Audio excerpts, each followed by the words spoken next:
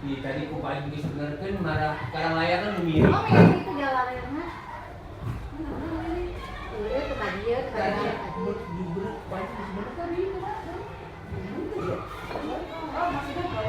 Antara sendiri kali ini aja sama. Tapi gambarnya kurang bagus. Neng, munduran neng. Ibu lagi karena bunyi itu yang udah jalan beneran iya salah satu aja. Bunyi saja ya. Oh, Billy. Tadi jelas. Iya. Udah bisa apa aja semua. Mari dikira apa? Dikira apa udahan? Udahan ya. Ini kalau udahan.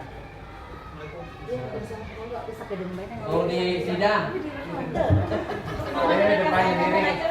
Pemilihan saksi. Saksinya dia. Neng udah diwakilin pakai ini nih, pakai tas. Oh, itu pulau bakal direkam. Enggak apa-apa, Pak. Terus saya kalau ini saya kecilin kan. Dia jadi menjalan. Pero yang Siap, biar yang itu. Ya. Udah mulai aja ya. Assalamualaikum warahmatullahi wabarakatuh. Alhamdulillah, Alhamdulillah.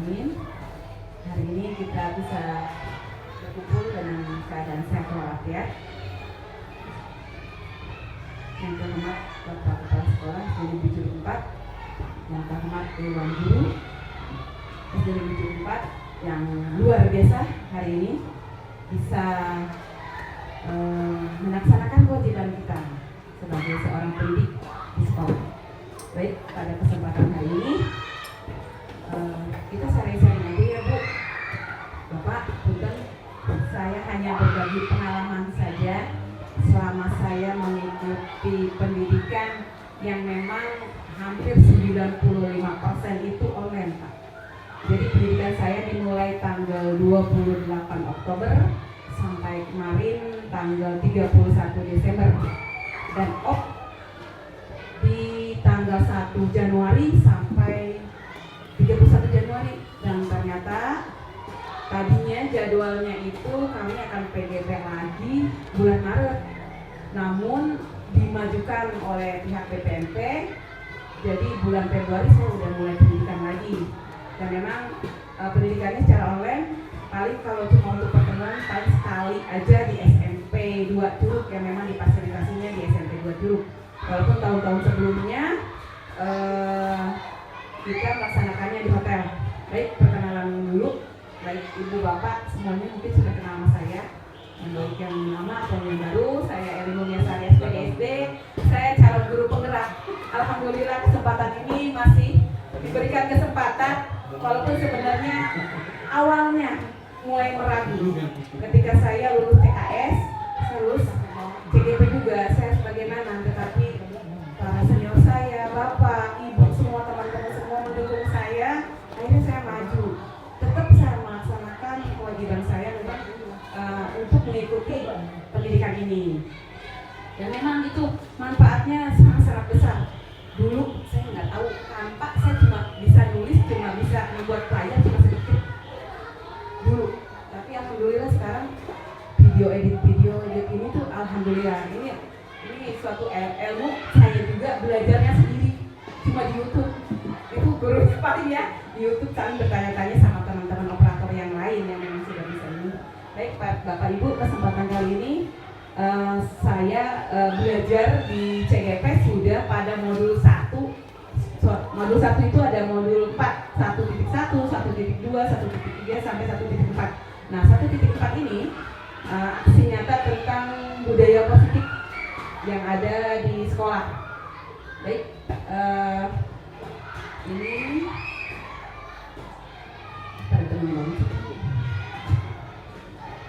Oke, saya perkenalkan. Ini fasilitator saya, Bu Nur Sauda, SPD MPD.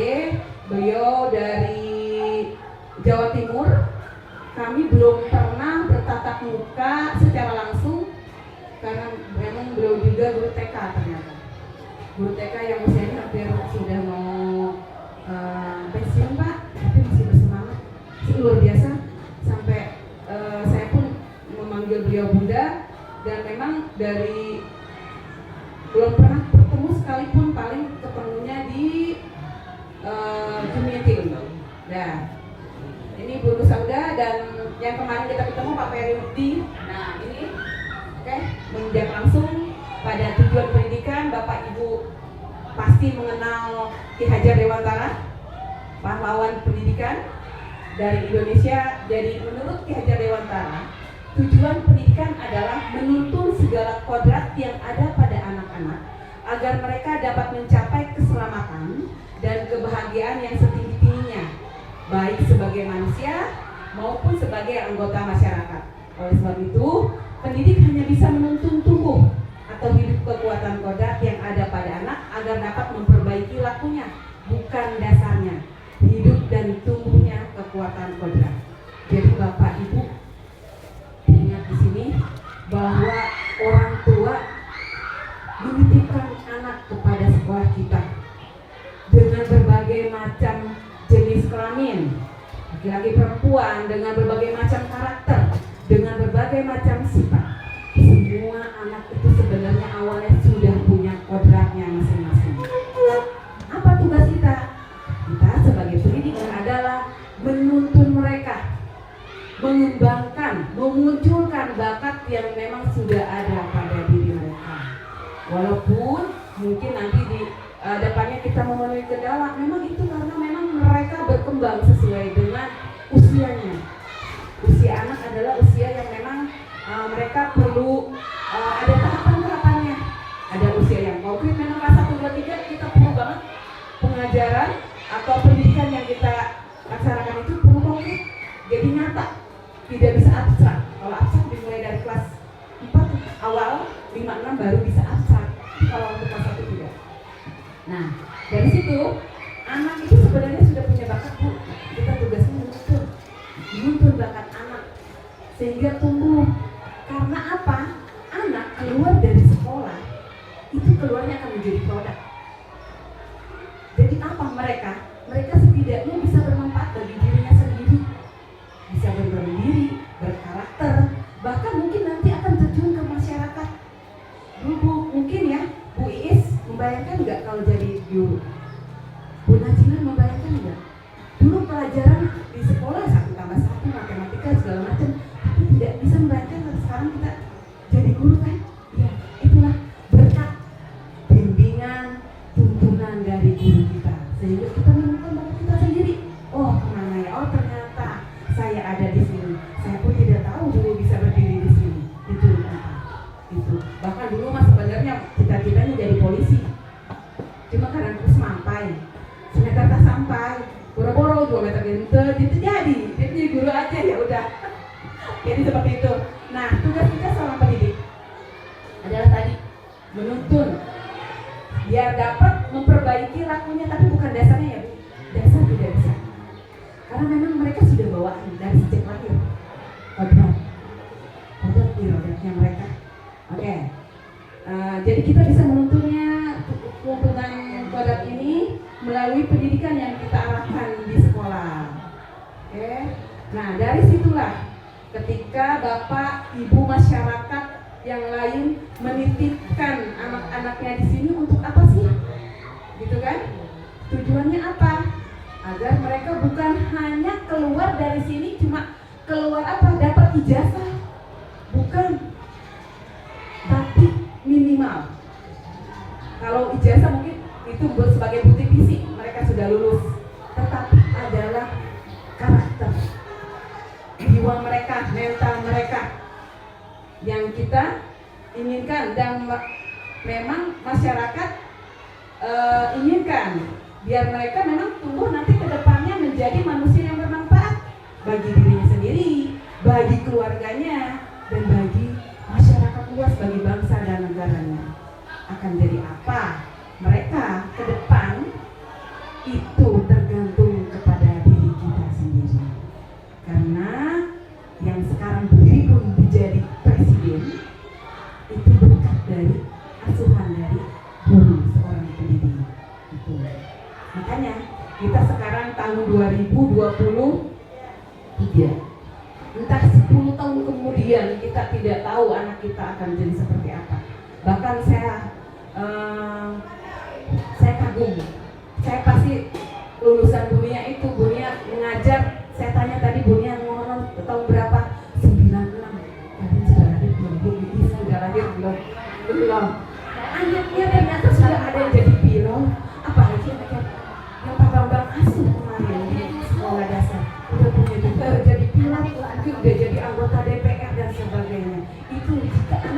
sudah menemukan versi terbaik pada dirinya. Yang tugas kita dari kecil nih, kita memupuk kodrat, memupuk bakat mereka yang ada pada diri kita, walaupun sangat sulit, tapi jangan dikatakan sulit. Saya pasti bisa menemukan bakat anak dengan cara bagaimana? Dengan cara kita memberikan pelayanan prima, memberikan pelayanan kepada peserta didik kita. Kita ingat ya bahwa peserta didik kita bukan objek pembelajaran kita, Bu. Bukan hanya untuk itu RTP, tujuan pendidikan, bukan, tetapi mereka yang belajar, mereka yang melaksanakan, mereka yang mengalami. Ketika mereka belajar belum paham, karena tidak semua anak tingkat pemahamannya itu sama. Semua pasti berbeda. Ada anak yang cuma dicontohin cuma satu, jelas 1 tambah 1 1. Tapi saya yakin tidak semua anak paham itu.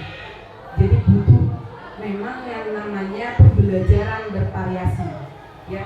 Jadi disitulah kita, ketika saya masih ingat perkataan Bu Julpa kemarin, ketika saya pengen bakso, saya dikasih nasi goreng, mau tidak?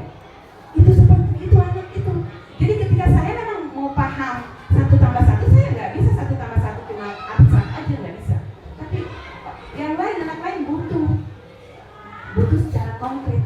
Nah dari situlah kita butuh memahami anak kita itu seperti apa, kebutuhan siswa seperti apa. Makanya anak dijadikan subjek pembelajaran, dijadikan siswa itu memang apa ya namanya ya, peran utama kita di dalam pembelajaran. Nah dari situlah untuk memunculkan kodrat anak tersebut, bakat-bakat anak itu, kita memerlukan budaya positif.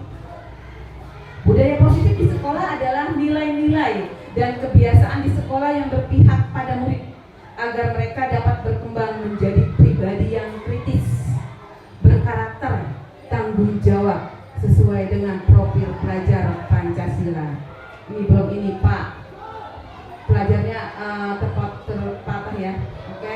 Nah ini profil pelajar Pancasila yang kita kenal sekarang ada 7 yang memang sebenarnya intinya sama saja.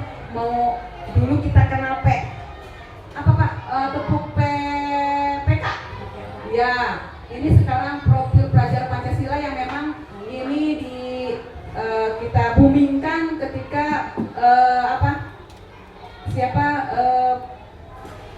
Menteri Pendidikan Pak Nadiem Makarim ya, ketika memang sedang COVID, yang memang dirasakan oleh masyarakat bahwa keadaan siswa sekarang yang memang baru pulih dari pandemi. Nah, inilah profil pelajar Pancasila. Yang pertama adalah beriman dan bertakwa kepada Tuhan Yang Maha Esa. Ini udah jelas. Itu saya sangat apresiasi banget ketika melihat Bapak mencantumkan visinya itu. Yang pertama memang tentang ketuhanan, tentang keimanan. Sudah tahu kan visi SD kita? Ada di situ di depan. Jadi keimanan kita yang memang menjadi tolak ukur pertama dulu, beriman dan bertakwa pada Tuhan Yang Maha Esa, berakhlak mulia, berkebinekaan global, gotong royong, mandiri, kreatif, dan bernalar kritis. Jadi ini yang terakhir itu bernalar kritis. Ini sebenarnya ada nyanyiannya Ibu, tinggal lihat di YouTube. Dari nyanyiannya itu dari apa? Saya mau tamasya, apa namanya saya? Ya saya lihat deh. Ya nanti. Ya. Ya seperti itu. Jadi budaya positif di sekolah ini, nilai-nilai kebiasaan yang ada di sekolah kita, yang memang untuk kepentingan siswa-siswa kita. Baik, selanjutnya ini ada 7 budaya. Kita lihat ada 7 konsep budaya utama, budaya positif. 1, perubahan paradigma belajar. Saya alhamdulillah merasa namanya situasi belajar gaya lama dengan gaya baru. Kalau gaya lama saya merasakannya karena saya pelaku jadi siswanya. Kalau gaya baru saya merasakannya karena saya sebagai seorang pendidiknya. Tapi sebetulnya mau dari gaya lama, dari gaya baru, sebetulnya dua-duanya bermanfaat dan itu sangat bagus. Dan terbukti kami hasil produk gaya lama punya ibu. Betul nggak?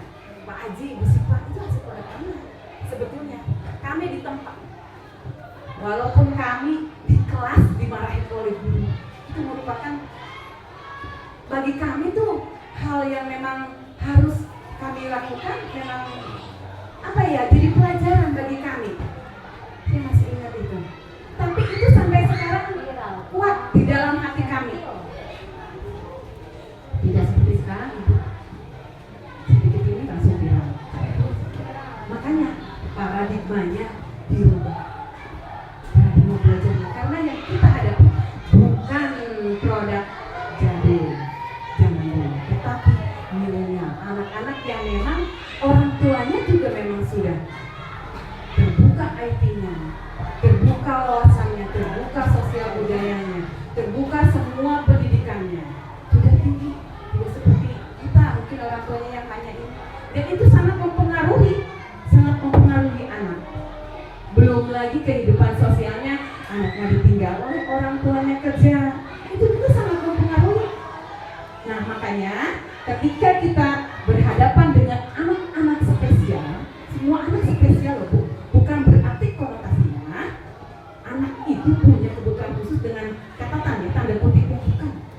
Anak semuanya spesial karena memang punya kebutuhan masing-masing. Itu. Oke. Yang kedua, disiplin positif. Yang ketiga, kebutuhan dasar manusia, motivasi perilaku. Nanti saya akan jelaskan sedikit saja satu-satu dari perubahan paradigma. Pembelajaran dengan paradigma baru dirancang berdasarkan prinsip pembelajaran yang terdiferensiasi. Ini yang akan ke depan kita rasakan. Oke, mungkin dulu kita dari kurikulum 2004, 2006, kurikulum 2013 sampai belum kita memahami seperti apa, ikutin alurnya, sampai sekarang kita akan menuju ke kurikulum Merdeka Mengajar, IKM, implementasi kurikulum Merdeka. Karena apa? Di sini anak bebas untuk belajar, kita pun bebas untuk mengajar. Dalam artian memang ada batas-batasannya, bukan merdeka semau-maunya atau apa, tetapi memang ada batasannya dan ada tujuannya masing-masing. Jadi dengan paradigma baru dirancang berdasarkan prinsip pembelajaran terdiferensiasi, sehingga setiap siswa belajar sesuai dengan kebutuhan dari tahap perkembangannya untuk mewujudkan profil pelajar Pancasila tersebut. Kita bandingkan dengan anak, saya yakin anak lebih pintar menggunakan IT daripada kita sendiri. Itu, saya pun belajar seperti ini dari anak saya. Anak saya ternyata sudah mendapatkan gitu. Dari ini sudah mendapatkan praktek. Memang kalau laporan dibuat seperti ini. Makanya ketika saya membuat, ibu jadul banget sih. Gambarnya begitu doang. Sini, di mana nih tempatnya? Ini loh, sebenarnya bisa di-download di sini. Dari situ ternyata anak itu sebenarnya punya potensi. Karena belajar dari sebenarnya itu dari alamnya itu sendiri, dari budayanya, dari sosialnya itu di situ. Jadi kita tidak bisa menutup mata Bu, tidak bisa menutup mata anak tidak mengerti apa-apa. Sebenarnya anak sudah mengerti, tinggal kita meluruskan dan menuntunnya agar kemengertian mereka positif. Tidak, kan mereka umurnya masih muda Bu.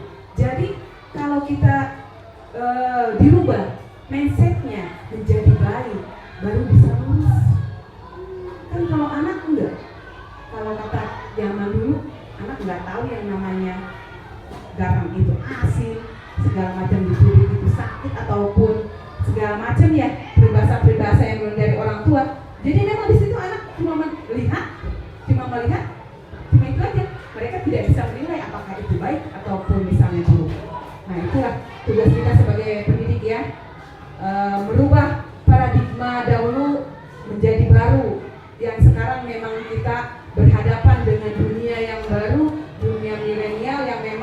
tidak bisa kita pungkiri, kita harus hadapi kenyataannya gitu. Oke, yang kedua adalah disiplin positif. Kita tahu bahwa disiplin bisa berarti bahwa adalah tata tertib atau teratur atau patuh pada peraturan. Kata disiplin juga sering dihubungkan dengan hukuman. Dulu ya kita beranggapan bahwa disiplin sesuai dengan jika dihubungkan dengan hukuman, padahal itu hal yang berbeda. Hukuman dengan disiplin berbeda. Ada juga yang mengatakan kalau ada peraturan, membuat apa? Dibuat peraturan kalau tidak dilanggar, gitu kan? Nah itu hal yang berbeda, karena belajar tentang disiplin positif tidak harus memberi hukuman, tidak harus memberikan kita sanksi, ya kan? Nah di sini maksudnya adalah disiplin, kemampuan memerintah diri sendiri tanpa diperintah oleh orang lain. Kita menyadari sepenuhnya dalam mengontrol dan menguasai diri untuk memilih tindakan yang mengacu pada nilai-nilai yang kita hargai dengan penuh tanggung jawab tanpa diperintah oleh orang lain. Sedikit pengalaman Pak, sedikit. Saya sekolah, saya rumahnya di Sukabakti. Sekolah Jurbetan 2. Tapi saya berangkat dari jam 6. Saya sempat diketawain sama orang tua saya. Kamu sekolahnya dekat, ngapain? Saya karena takut sama bu guru. Saya takut kalau saya telat. Makanya sampai sekarang saya penguatan saya dalam diri saya sampai ke kerjaan. Jika memang perlu saya duluan datang. Karena mungkin itulah penguatan yang ada di diri saya. Kebutuhan saya tidak mau. Saya itu telat. Itu benar-benar memang pengalaman saya. Walaupun saya sekolah di Alusnya, saya 6:30 udah berangkat jalan, masuk 7:30. Sebenarnya sejauh. Cuma karena dari dulu sudah ditanamkan oleh diri saya sendiri tanpa harus didorong oleh orang tua saya. Kamu berangkat jam berapa?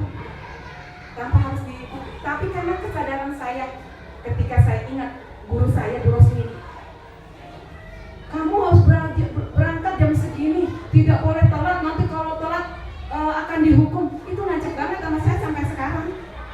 Tapi mungkin itu ada manfaatnya bagi diri saya, berefek manfaat. Ternyata pas sampai ke sekolah, memang banyak sekali hal yang saya pelajari.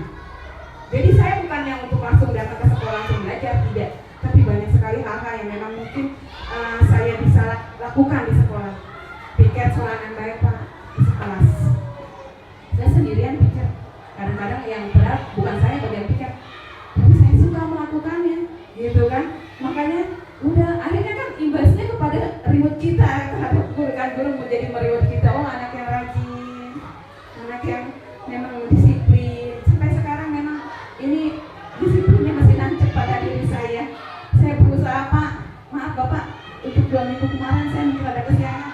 Itu beneran saya itu sedikitnya apa ya, bukannya untuk saya kesiangan, sebenarnya saya bertentangan dengan hati saya, tapi apa boleh buat, rumah agak sedikit jauh, agak macet, makanya berangkatnya sama tetapi dengan datang ke sini berbeda. Padahal saya udah upayakan saya sedikit agak pagi gitu kan, tapi karena memang ada kewajiban yang lain yang memang harus saya jalankan, ya udah akhirnya saya sedikit agak jam 7 kurang baru nyampe sini gitu.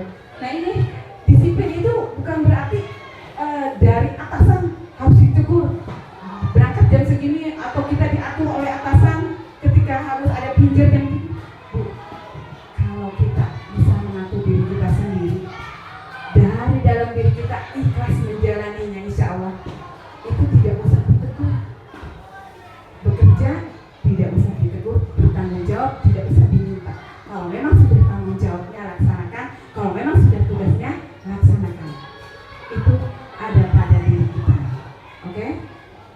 Baik, jadi di sini kita mengacu pada nilai-nilai yang memang kita hargai dengan penuh tanggung jawab tanpa diperintah orang lain. Itu. Jadi disiplin positif itu mulai dari diri sendiri. Oke? Nah, kemudian yang ketiga, kebutuhan dasar manusia. Sudah jelas kebutuhan dasar kita manusia, pertama sandang, pangan, kebutuhan utama, kebutuhan tersier sampai kebutuhan rekreasi ya Bu, betul kan? Itu nama hidup, kita punya tempat tinggal, walaupun di mana tetap kalau insya Allah nyaman, tidak kebocoran, aman dari gangguan binatang gitu kan, itu untuk bertahan hidup. Nah, kebutuhan selanjutnya adalah kebutuhan kasih sayang dan rasa diterima. Nah, dengan ikhlas hati, ibu mau merawat, membimbing anak orang lain, bukan anak kita sendiri. Berarti kita juga di rumah punya anak, ya bagi yang sudah punya anak. Tetapi di sini kita harus dengan ikhlas, kita menerima titipan dari orang tua, masyarakat sekitar yang sudah mempercayakan kepada kita. Dan saya apresiasi banget Bu Sita. Tahun-tahun kesini, alhamdulillah kepercayaan masyarakat terhadap Jurang 4 semakin meningkat. Karena mereka percaya di sini ada guru-guru hebat yang bisa membimbing mereka, menuntun mereka menjadi anak yang berkarakter, yang berguna, yang bermanfaat. Itu. Nah, terus yang ketiga, penguasaan kesenangan. Maksudnya apa sih? Ini kebutuhan dasar yang memang manusia tuntut pada orang lain. Nah, contohnya nih, saya punya contoh soal sedikit. Jangan ya. Oke, contoh satu. Kisah seorang murid bernama Risha. Dia selalu berlari keluar kelas menuju jalan di depan sekolahnya yang ramai dengan kendaraan. Tingkahnya membuat Bu Fitri bingung dan seringkali lari-lari mengejarnya. Oke. Ada beberapa kemungkinan jawaban yang diberikan oleh Risha. Benar nggak? Mereka punya jawaban kemungkinan apa? Pertama, aku senang main kejar-kejaran dengan ibu guru, seru. Nah, kita jengkel banget padahal anak lagi belajar ya. Tapi dia tiba-tiba keluar. Buat apa coba? Nah, yang kedua, ibu kejar aku karena ibu guru sayang sama aku. Iyalah, kan kita bukan sebenarnya, kita mengajar juga bukan karena buat bermain dengan mereka sebenarnya ya. Seriusnya nih ya, ini seriusnya. Karena kita khawatir dia kecelakaan lah, tertabrak lah, atau jatuh lah. Ternyata menurut anak lah, karena ibu gurunya senang ikut main kejar-kejaran, padahal kita sedang kejar mereka gitu kan, biar tidak jatuh gitu. Yang ketiga, aku hebat kan, bisa bikin ibu guru kejar aku. Ya Allah, gitu kan, ini udah tingkat kesabaran yang memang harus kita sabar. Memang pada intinya memang seperti ini anak itu. Nah, yang keempat, menurut alasan Risa nih, aku bosan belajar mewarnai terus di dalam kelas. Nah, ini dia tandanya kalau anak itu memang berbeda-beda. Nah, dari identifikasi kebutuhan ini, coba kira-kira ketika nomor 1, aku senang main kejar-kejaran dengan ibu guru, seperti ibu guru seru kata dia. Ini termasuk kebutuhan apa? Ada yang bisa jawab? Dia senang main kejar-kejaran. Favorit. Kesenangan. Itu tadi kebutuhan dasar manusia itu ya. Ada yang kesenangan kan? Nah, itu dia senang berlari-larian, dikejar-kejar oleh gurunya. Itu. Yang kedua, ibu kejar karena ibu guru sayang aku. Karena apa itu? Kebutuhan apa? Kasih sayang. Jadi dia mengalihkan perhatiannya Bu. Ketika dia nulis, ibu guru cuma kesana doang. Gitu kan? Betul, cari perhatian. Yaitu cari perhatian kepada siapa nih? Ke gurunya. Gimana caranya nih? Cari perhatian. Itu ada anak yang bilang seperti itu loh. Ya kan? Mungkin adalah banyak anak-anak istimewa di kelas kita yang seperti ini. Ini dia Bu. Dia itu butuh perhatian. Gitu. Dia punya alasan tersendiri kenapa dia melakukan itu. Itu. Jadi yang kedua ini karena dia butuh kasih sayang. Yang ketiga, aku hebat kan? Bisa bikin ibu guru kejar aku. Apa ini? Motivasi apa namanya? Motivasi apa?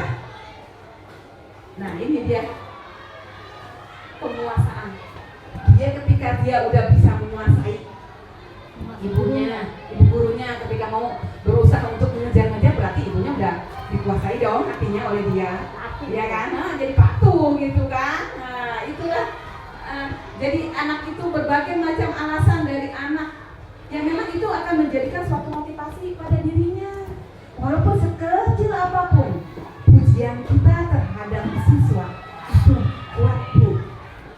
Walaupun cuma dikatakan kamu hebat, kamu luar biasa, itu udah motivasi banget buat anak. Begitupun jika ibu sebaliknya, kamu bandel, kamu nakal, itu akan nakal. Tapi apakah ada kata bandel atau nakal? Tidak ada Bu, sebetulnya tidak ada kata bandel atau nakal. Anak itu luar biasa, cuma kitanya yang mengarahkan sehingga mereka penyimpangan.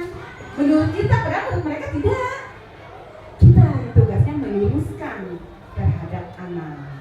Nah, disinilah kita perlu motivasi.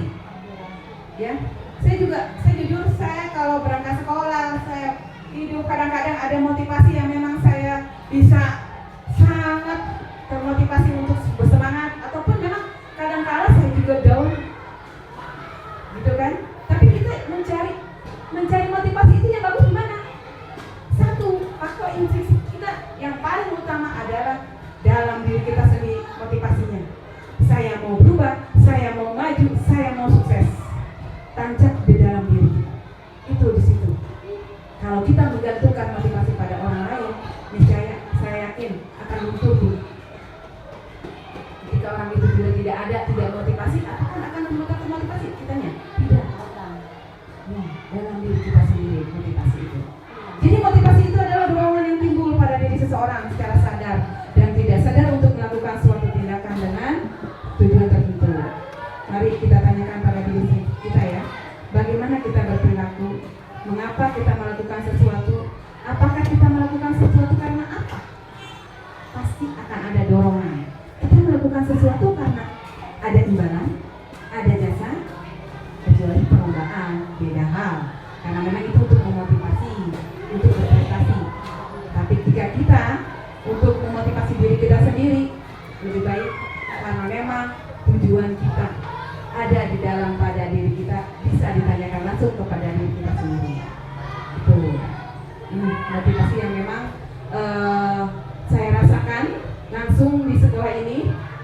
Saya melihat dewan guru di sini lebih muda-muda, lebih berenergi. Makanya saya yakin kedepannya, insya Allah dengan kepemimpinan Bapak luar biasa, dengan teman-teman semuanya, insya Allah sekolah ini akan lebih maju, akan lebih menjadi prioritas itu. Saya yakin itu. Jadi contoh, karena apa? Semua ada di Jurpat. DSM, Burasaki, Berhati, semua tinggal kita kembangkan perlahan-lahan ya. Oke. Dari sini motivasi dari dorongan dari Bapak itu memang benar sangat bermanfaat bagi kita. Dan memang ini satu hal yang paling bermanfaat ketika kita di sekolah punya teman yang memang satu server. Kata Luis, dia kan satu circle tuh. Pas saya juga tahu nih sekarang ada satu circle dari Musipa. Kita satu lingkaran ya. Iya, satu kelompok. Benar, kita juga sama satu circle, satu tim dari SD Negeri Juruk 4. Gitu. Mari kita budayakan budaya positif di SD Negeri Juruk 4 agar bisa kita positif nilainya. Kita kembali lagi ke anak-anak, bahwa anak-anak adalah tumbuh dengan kodratnya masing-masing. Bagaimana kita memperlakukan anak di kelas sesuai dengan kebutuhannya. Jangan lagi, atau saya kalimatnya agak negatif deh. Ayo semangat di kelas. Beri perhatian kepada anak-anak bahwa mereka adalah anak-anak istimewa yang butuh perhatian, butuh kita gali. Ketika mungkin ada sedikit kasus, sedikit masalah, anggaplah itu sebagai memang bunganya kita, warnanya hidup kita. Ketika kita saya tahu Musipa punya anak yang luar biasa, Bu Iis juga, ya, tapi sebetulnya tahu nggak Bu, mereka mempertanyakan kepada kita, benar nggak sih perilaku kita, benar atau enggak sih? Itu yang perlu kita gali kepada anak. Kenapa sih Aska kamu begitu terus? Sebetulnya itu bisa kita gali dulu, kamu kenapa melakukan itu? kita sudah membuat kesepakatan kelas ya kita ya kita di awal tahun itu perlu banget. Kenapa? Memang itu merupakan acuan kita untuk pembelajaran yang akan kita rancang, yang akan kita gunakan dalam proses pembelajaran selama 1 tahun. Kita harus membuat kesepakatan kelas. Kesepakatannya apa? Tergantung masing-masing kelas. Ada yang memang kesepakatannya sangat jadi yakin. Saya contoh ya Bu ya, ketika ada pengendara motor di dalam dirinya, pengendara motor mau ke kota, apa yang harus dia lakukan? Bawa helm, bawa STNK, bawa surat-surat. Karena mereka apa coba? Karena kita yakin apa? Bahwa itu adalah aturan, keyakinan. Kalau memang kita tidak pakai helm, kita takutnya kecelakaan, nanti berbahaya jika peraturan dilanggar. Jika peraturan dilanggar, kita ditilang kan? Nah itu keyakinan yang memang kita harus yakini betul. Begitupun kesepakatan kelas, memang harus kita sepakati bersama-sama di kelas, bersama anak-anak. Mereka yang membuat kesepakatannya, bukan kita yang menentukan ya Pak. Kalau kita yang menentukan, itu adalah masuknya ke kesepakatan sekolah atau keyakinan sekolah atau peraturan sekolah yang global umum. Gitu. Tapi kesepakatan kelas anak dan kita tinggal meluruskan. Kan kadang-kadang anak kata-katanya masih campur baur dengan bahasa Sunda, dengan entah bahasa yang mereka yakini lah, mereka bahasa oken, gaul segala macam gitu kan. Kita yang meluruskan, oh maksudnya ini, jagalah kebersihan, buanglah sampah pada tempatnya, ya kan? Jangan berlari-lari. Cuma dalam hal ini kalau jika membuat kesepakatan kelas tidak boleh masukkan, jangan membuat hal-hal yang negatif seperti jangan ada kata jangan, tidak boleh. Harusnya perintah aja, buanglah sampah pada tempatnya. Dengan tidak membuang sampah pada tempatnya beda artinya. Makanya lebih lugas lagi jika membuang sampah, buanglah sampah pada tempatnya. Itu lebih bagus. Jadi nancap penguatannya kepada diri anak. Nah, begitupun kalau misalnya kita di sekolah pun kita berhadapan kepada anak yang memang ada yang telat masuk atau datang terlambat ke sekolah, ini yang mesti kita tanamkan kepada anak, bahwa datang ke anak bukan dikasih hukuman atau dikasih sanksi. Alangkah lebih baiknya kita bertanya dulu kepada anak, kenapa telat, dan usahakan Bu, solusi dari permasalahan kenapa anak telat itu bukan dari kita, anak sendiri yang menjawab. Jika anak sendiri yang menjawab, kan mereka yang melaksanakan, mereka yang mempunyai keyakinan. Bu, saya telat karena saya bangun kesiangan. Kenapa bangun kesiangan? Harusnya kamu bangun, tidak bisa. Coba anak aja yang jawab. Jadi anak punya solusi sendiri buat dirinya, dan anak tidak mengulanginya karena memang sudah punya jawaban, ikatan, sudah punya kekuatan di dalam hatinya bahwa saya sudah pernah menjawab ketika saya telat masuk kelas. Jawaban saya adalah saya bangun pagi, dan itu memang jadi bukan dari kita, masukan dari kita, biar anak dulu aja. Ketika anak sudah baru tidak kurang lurus, baru kita luruskan jawabannya itu. Nah, menurut Diana Gosen nih Bu, bukunya yang Requisite School Discipline menyatakan ada 3 motivasi perilaku manusia. Yang pertama, untuk mendapatkan imbalan dan penghargaan dari orang lain. Mungkin kalau ini yang lebih condong kepada pelaksanaan lomba mungkin ya Pak. Tapi kalau misalnya kalau lomba kita kan lebih kepada ada reward, ya kan? Walaupun sebenarnya ini kurang baik kalau diadain di dalam kelas, kalau hanya untuk proses pembelajaran biasa. Cukuplah memberikan reward dengan kata verbal, dengan kata-kata yang baik kepada anak, itu sudah menguatkan anak. Kalau kita buatkan penghargaan dengan barang, pasti anak itu tidak akan bertahan lama motivasinya. Ya, jadi untuk menghindari ketidaknyamanan atau hukuman nih ada. Jadi daripada nih kita melaksanakan suatu tugas dari ibu guru nanti dapat hukuman, dari ibu guru itu tidak akan kuat juga, karena suatu waktu pasti mereka akan melanggarnya itu. Dan satu lagi, yang ketiga adalah untuk menjadi orang yang mereka inginkan. Nah ini yang maksudnya itu, mereka inginkan mereka menjadi diri mereka sendiri, menjadi versi terbaiknya mereka sendiri. Walaupun saya baru sadar, sifat pengalaman ternyata ya, tidak harus dari orang tua, tidak harus dari orang yang muda. Jika memang kita, dia memang ini memberikan kita motivasi, kenapa tidak? Saya ingat betul ketika anak-anak yang bermain bola di lapangan, risih banget melihatnya ya.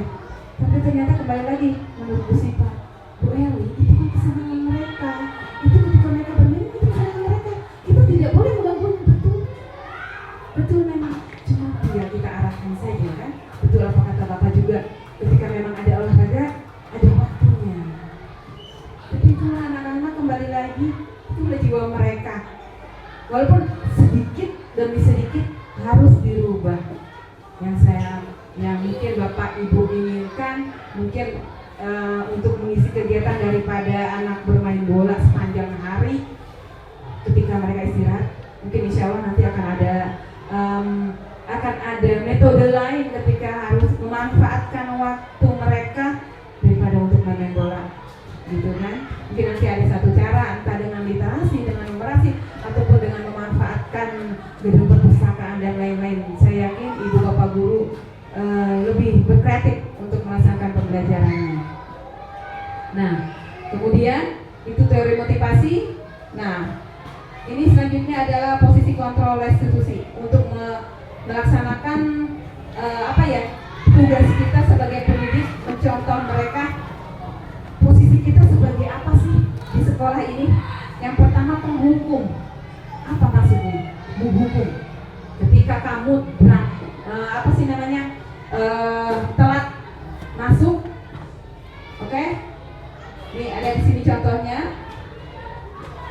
Tipe kita pengajar atau pendidik, guru sebagai penghukum tuh contohnya seperti ini. Ya. Siswa datang terlambat sekolah. Penerapan 5 posisi kontrol kita. 1. Sebagai penghukum. Jadi kamu sudah tidak patuh sama ibu guru, kamu dihukum, berdiri di lapangan. Itu sebagai penghukum. Jadi apa kita sebagai pendidik jadi seorang penghukum? Bukan. Yang penghukum adalah cuma polisi. Berdasarkan undang-undang ya Bu ya. Ya, jadi kita di sini tidak bisa sebagai penghukum. Terus ada juga sih pembuat merasa bersalah. Ketika ada anak melakukan kesalahan, berapa kali ibu harus memberitahu kamu, bu guru kecewa sama kamu, bu guru marah sama kamu.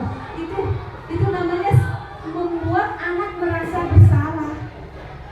Walaupun pada manfaatnya memang ada, ketika anak merasa bersalah, anak harapan kita anak berubah kan, berubah menjadi lebih baik. Tapi pada balikannya ternyata anak masih melakukan juga pelanggaran.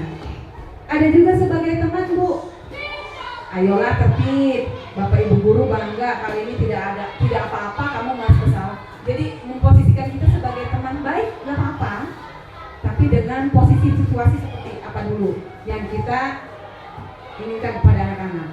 Oke, ada juga sebagai pemantau, cuma memantau saja. Kamu sudah melanggar, apa peraturan dan konsekuensinya? Kamu cuma tahu melanggar aja, konsekuensinya tahu aja tanpa kita perlu ingatkan. Itu tidak baik juga. Itu posisinya itu sebagai pemantau. Itu. Nah, ada juga sebagai manajer. Nah, sebagai manajer ini harus pada diri kita sendiri. Harus ada jiwanya kepada diri kita sebagai seorang pendidik. Karena apa? Di sini posisi kita sebagai manajer, kita bertanya sama anak kita, apakah kamu tahu kesalahan kamu? Jadi ketika kita mendatangi anak yang melakukan kesalahan, jangan langsung kita menjudge atau menghakimi mereka. Kamu sudah ini, kamu sudah itu. Tidak. Tanyakan dulu sama anak, kamu kenapa? Kamu kenapa dipanggil ibu guru? Biarkan mereka yang bicara, biarkan mereka yang memaparkan kesalahan mereka, dan biarkan mereka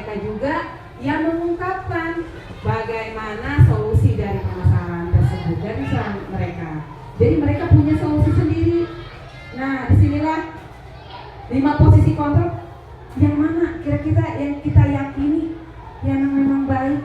Apa sebagai penghukum, pembuat merasa bersalah, sebagai teman, sebagai pemantau, sebagai manajer? Yang paling ideal yang mana? Menurut Bapak Ibu, sebagai manajer. Itu yang memang kita tidak bisa langsung mendoktrin anak, langsung menjudge anak, menghakimi anak mereka salah. Perlu kita telusuri mereka. Oke. Terus, nah dalam posisi ini kita tahu pasti tidak mudah. Pasti faktor yang di dalamnya, di dalam diri kita pasti terpengaruh. Kadang-kadang emosi kita tidak stabil. Walaupun kenyataannya harusnya pas kita datang ke sekolah, ya memang diri kita sebagai pendiri. Persoalan di sekolah, persoalan di rumah, abaikan, lupakan. Ya memang kita fokus kepada sekolah. Ini yang kadang-kadang mempengaruhi kepada anak-anak. Oke, di sini berdasarkan para ini yang kemarin saya bahas dengan Pak Ferry dan Bapak semuanya tentang visi yang ada di sekolah kita yang memang disesuaikan dengan lingkungan kita, di lingkungan sekolah kita yang memang ada di tengah-tengah masyarakat yang agamis, lumayan agamis, yang memang anak-anaknya kadang-kadang sekolah PPA sorenya, sehingga di sini visinya kita adalah kita berakhlak pertama yang memang berakhlakul karimah, beriman dan bertakwa kepada Tuhan Yang Maha Esa. Itu yang memang sesuai dengan visi. Terus apalagi Usipa masih ingat visinya? Yang itu visi itu memang merupakan suatu pedoman kita untuk bagaimana kita menentukan pembelajaran kita yang akan kita proses di sekolah, di kelas kita masing-masing, dengan mewujudkan visi yang memang sudah implementasikan, sudah disimpan di slogannya di depan sekolah. Itu bukan cuma untuk pajangan Bapak Ibu, tetapi itu sudah dirumuskan sedemikian rupa oleh Bapak, oleh Ibu semuanya, disesuaikan. Itu tujuan kita ke depan, bahwa anak kita yang kita didik itu memang harus beriman dan bertakwa pada Tuhan Yang Maha Esa, IT kayak kan ilmu pengetahuan dan teknologi, berkarakter. Dan memang alhamdulillah di sini punya guru-guru yang hebat, yang luar biasa, semua punya bakat masing-masing. Ada yang memang aktif di organisasi sehingga dibawalah ke sini dengan memang wajib untuk mengikuti kegiatan ekskul, pramuka, Pancasila, dan memang luar biasa. Saya apresiasi Bapak nambah lagi.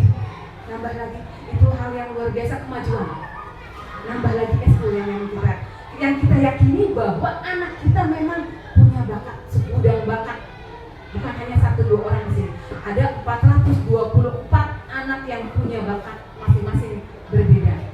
Yang kita tugasnya mengarahkan. Siapa tahu ke depan mereka memang menjadi anak yang sukses. Itu yang kita memang impikan sesuai dengan visi kita. Berkarakter, apalagi berhati, ramah anak. Yang memang betul sekali, yang memang sekarang ini kita dengungkan di mana-mana sekolah GSM. Yang memang itu apa adanya. Memang sekolah itu yang menyenangkan. Jika kita tidak menyenangkan, anaknya udah mungkin anaknya akan tambah sangat-sangat dan tambah liar. Itu udah yakin.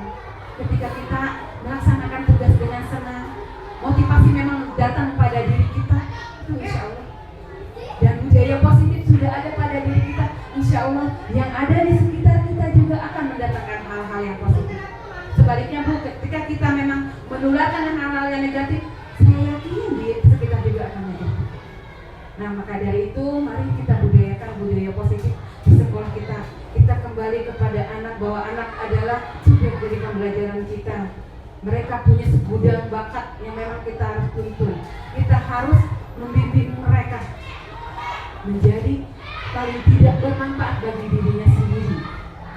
Dan insya Allah keinginan kita adalah bermanfaat bagi orang lain. Dan insya Allah Bu, di dunia dan di akhirat pun insya Allah yang mendoakan kita adalah anak-anak kita. Kita tidak tahu doa mana yang akan diijabah ya Bu. Doa anak kita yang mungkin 10 tahun kemarin yang sudah menjadi orang besar, ataupun misalnya memang tidak jadi apa-apa, misalnya menjadi coba ibu rumah tangga, itu udah hal yang luar biasa juga. Menjadi ibu rumah tangga yang baik, mendoakan guru itu kita pada sadar diri betul bahwa motivasi yang ada pada diri kita lebih bagusnya kita memang berasal dari diri kita sendiri. Itu saja Bu, berbagi pengalaman sedikit yang saya dapatkan. Insya Allah nanti akan Ibu Bapak jangan bosan-bosan terhadap saya akan terus berbagi semuanya. Mohon maaf kalau aktivitas saya kadang-kadang masih angker, masih kusita, masukannya gimana, ini gimana Bapak, jangan bosan-bosan ya Pak. Kadang-kadang Bapak saya menguji dulu atau apa, ini rangkaian memang membuat main kita, pikiran kita terbuka terhadap sesuatu, karena kita tidak bisa kembali kepada zaman masa lalu. Kita tidak bisa menyamakan zaman ini sama dengan masa lalu, tidak bisa. Kita berhadapan kepada masa depan dengan yang dihadapkan pada anak-anak yang berbeda juga di masa depan. Itu saja Bapak, kurang lebihnya saya mohon maaf. Mudah-mudahan ya ini cerita saya bisa bermanfaat, ya mudah-mudahan bermanfaat bagi diri saya sendiri yang kelak terjun langsung kepada masyarakat, juga sama teman-teman, mudah-mudahan bermanfaat juga. Tapi jika ada kesalahan itu datangnya dari saya sendiri, sifat manusia tidak ada yang sempurna, tapi alangkah lebih baiknya kita bandingkan dengan diri kita sendiri, kita bisa berubah lebih baik dari versi diri kita. Jangan bandingkan kita dengan orang lain, tetapi bandingkan diri kita dengan diri kita sendiri. Setiap hari harus bisa berubah lebih baik lagi. Itu saja Bapak, Ibu, terima kasih atas perhatiannya.